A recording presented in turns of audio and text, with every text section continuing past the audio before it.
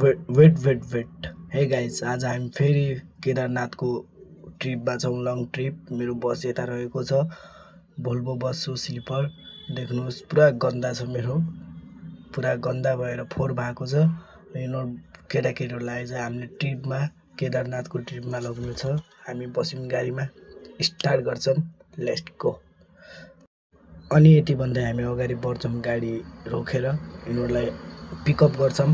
Pickup गरिसकेपछि फेरि हाम्रो ट्रिप सुरु हुन्छ।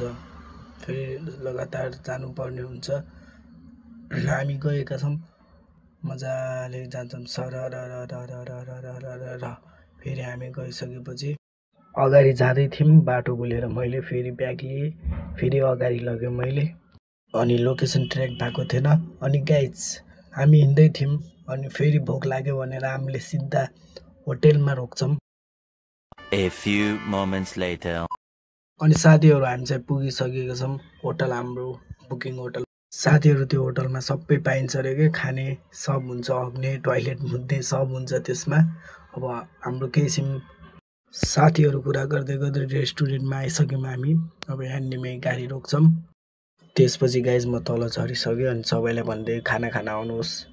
2000 years. अनि गाइज हाम्रो चाहिँ खानापिना सब रेडी भइसक्यो। म स्लिप इन गोइङ फेरि जान लागेको छु हाम्रो ट्रिपमा, लङ ट्रिपमा। ल गाइज, छोटो मिठो भ्लग।